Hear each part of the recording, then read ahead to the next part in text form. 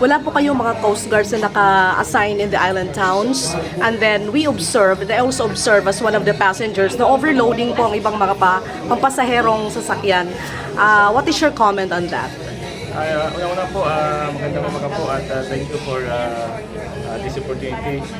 Kami po sa Coast Guard District Services, meron po kaming 7 stations distributed po sa mga provinces ng Isla del Samar at meron pong substations din sa mga coastal barangays, municipalities and cities.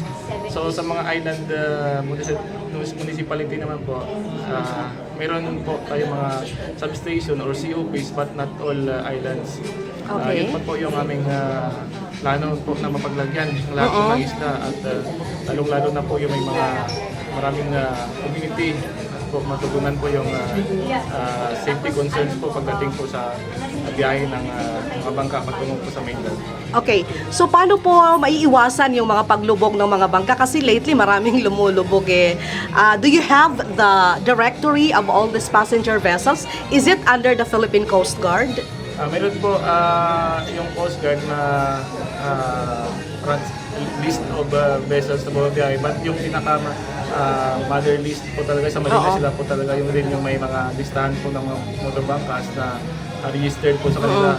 Yung challenge po ay marami po yung mga unregistered at mga koloro po tawagin natin. But we're doing our best po na mapigil po yan yung mga gawain na yan at kami naman po sa Coast Guard, lalo na po dito sa Catbalogan, Calbayog area ay in-intensify po namin yung aming campaign para po sa pre-departure inspection para po maiwasan yung overloading.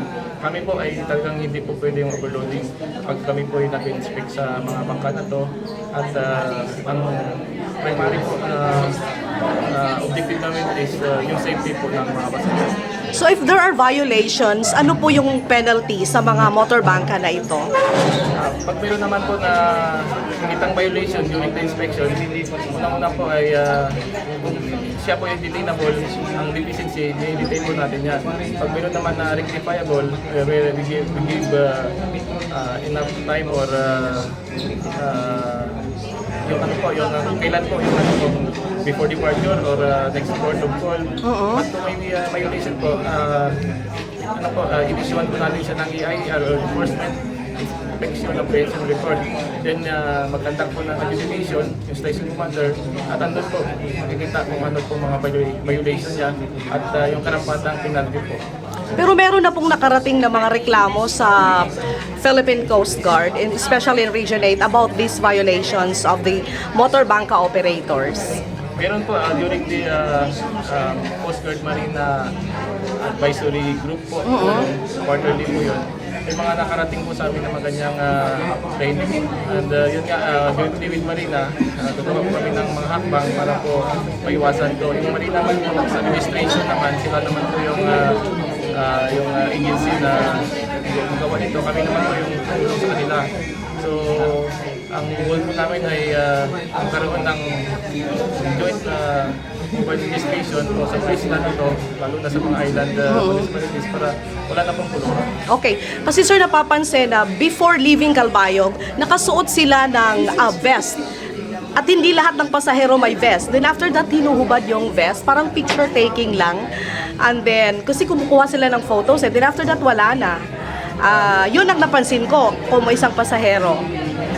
Apo, hanggang may mga possibility po talaga na gano'n. Kasi po yung Coast Guard, nakakandak po ng pre-departure inspection, support. So, pinapasok talaga namin yan. Oo. Lahat.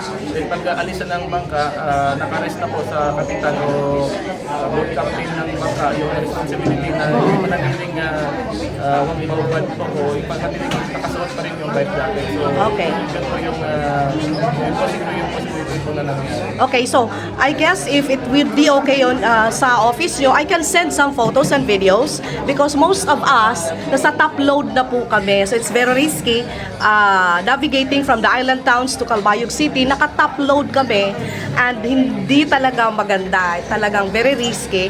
If it would be okay, can I send you some photos and videos? Do you have a Facebook page? Yes po, welcome po kung may mga ganun po kami yung mga content or mga videos at para po matugunan natin agad. At yun po yung strictly po na hindi natin pinapagkutan yung mga overloading at sa sa impression pa lang sa umpisa ay nakitang sobra-sobra na tingnan po natin kung saan po yung pagkukulang o saan po yung dapat natin i-improve. Thank you, sir.